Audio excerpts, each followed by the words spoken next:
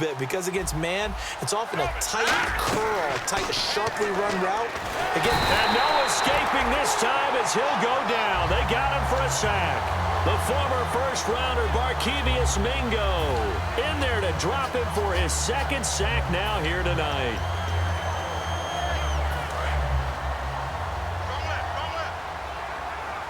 They isolate Hopkins on the left side. On second down, Osweiler. And Miller with it over the middle. And he'll get it out a couple yards shy of midfield at the 48. 5 yards on the pickup, and that's going to lead to a 3rd and 11. When you see zone defense and you know you've got a drag route on as your primary call, you've got to be really careful as a passer about how far you let your guy go because he might wander into some tough coverage. 3rd down now following the completed pass.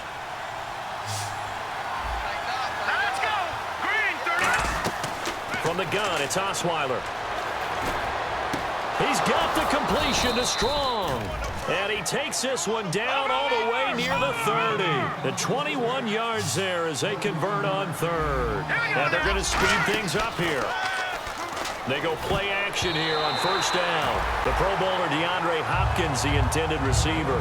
And that'll make it 2nd and 10. So much of this game is about leverage. We always talk about low man wins in the trenches. Well, it's like that at just about every position. And sometimes, if you lose that leverage and you're losing the battle, just jump up at the line of scrimmage and try and bat the ball away. And that's exactly what happened there. 2nd and 10. It's Osweiler again. And it's a short one here, complete to his tight end. And they'll lose a yard that time, and that's going to lead to a 3rd down. Well, I know it goes against the instincts of the person catching the ball because all you're ever taught is catch the football, don't drop it. But drop it there. Yeah, in that situation, dropping it would have been better. End up losing yardage, even though they completed the pass. As good as a sack. Yeah, how about that? Although they won't get the same credit for it, and it won't help them at contract time. To throw is Osweiler, and he's going to go down. They get to him back at the 40.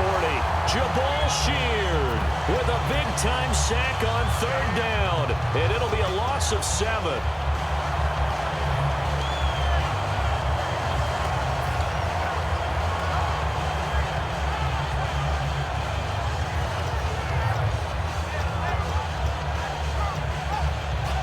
They're already slim hopes are going to ride on this one. They'll go on 4th down. They come out 5 wide, 3 of them to the right side.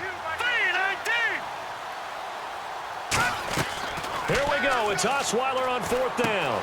Fuller brings it in over the middle. 19 yards there on the pickup. And on 4th and long, somehow they're able to keep the drive going. And now they're in the hurry-up. From the red zone now, here's Osweiler on 1st down. And this is caught at the 8. A nice pickup of 14, and it moves the stick, sets up a 1st and goal. Partner, it's a lot of fun watching the NFL now, isn't it? Because when the big fella runs routes, it used to be when we were kids, he'd run about 3 different routes, and that was it. Now he can run anything and catch the balls we just saw there. All defenders get tired of hearing about their lack of hands and why they're playing defense instead of offense. But in this situation, it was the hands that made the play. Batting the ball away on an attempted touchdown pass. Excellent job. Way to knock it down. Miller, the lone setback. Now they'll run it on the toss. Stays on his feet. And he'll get this one back to the 5-yard line, but no further than that. Call it no gain that time, and now it's 3rd and goal. So they tried runs on 1st and goal and 2nd and goal, got stonewalled. Now from here, they've got to throw, right? I would think so, and I would think you also maybe want to come up with something different in terms of formation. Maybe spread things. And got his man. It's caught. Touchdown, Houston.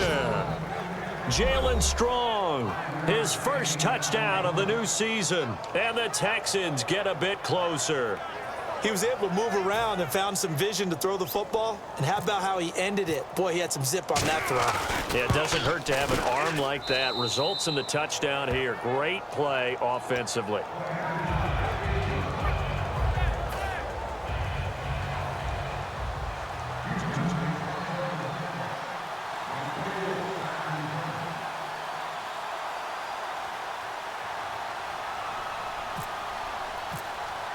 Now it's Novak on. He'll send this one away following the touchdown.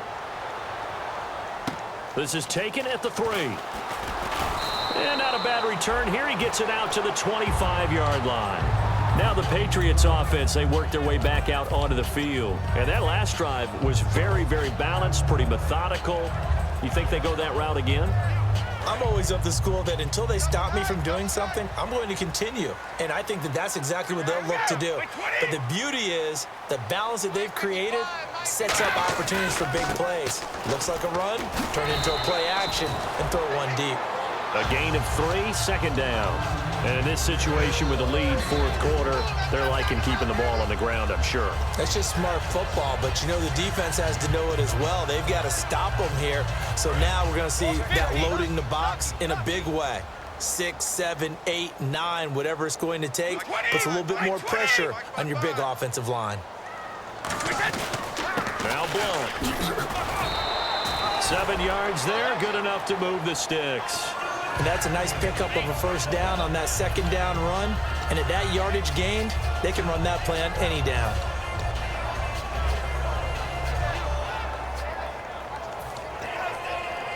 Offense comes to the line now, 1st and 10.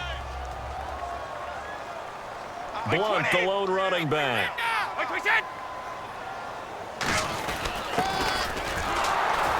And he will lose yardage back to the 34-yard line. That's going to go as a loss of 2, and it'll be second down. The fourth quarter here, they've got the lead. They want to keep it on the ground. That's what they're doing. Smart football. Keep the clock grinding. Keep it going.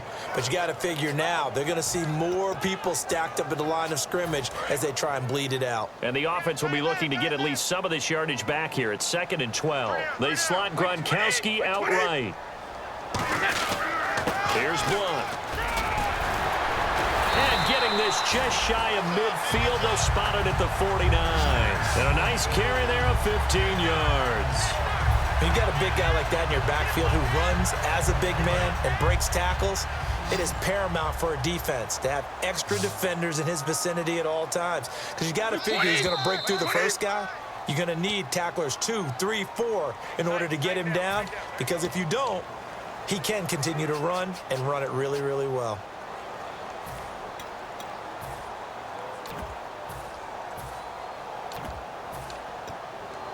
So the offense has it 1st and 10.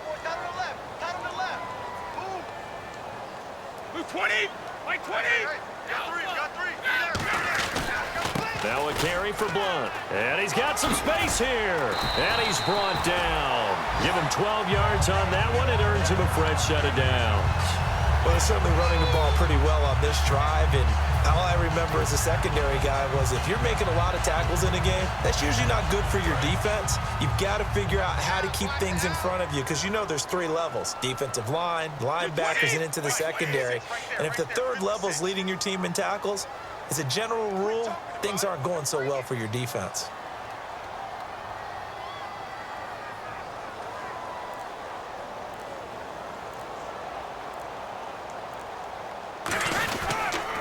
They'll give it to him right up the gut. And a short gain there down to the 37-yard line. Give him 3 on first down. It'll set up a 2nd and 7. But you know that old expression, it's not my night? It hasn't been his so far. I don't know if the legs are a little bit heavy. Sometimes having to hang out all day and play doesn't exactly play to your advantage, but it's been a tough go for him. And every time he looks up, somebody's there defensively. That was the same case on that play.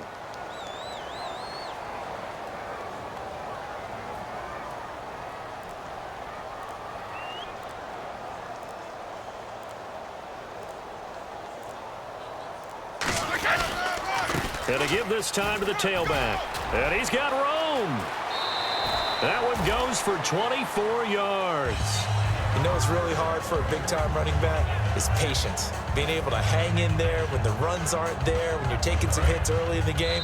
But this drive, oh, he's come alive, and in a big way, now he's starting to gallop. All right, Charles, so you win the game. Not only do you get the W in the left-hand column, you get some momentum for the coming week. Now when you go into the week and you're telling the guys what mistakes have to be corrected, what we have to do to win going forward, you have their full attention. They're excited, they're happy, and they know if they can build that momentum, they can ultimately achieve all their goals. So for the Pats, it's back-to-back victories now after the Week 1 defeat as they move to 2-1. And now they'll get the weekend off as they get a little extra time to prepare to face the Buffalo Bills. Meanwhile, for the Texans, they too will exit with a 2-1 record. And they'll be at home next week for a date with the Tennessee Titans.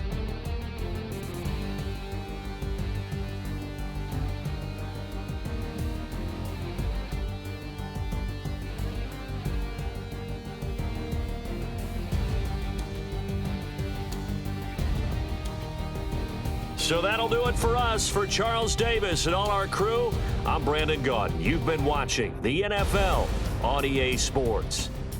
The Patriots winners here at home as we say so long from Fox.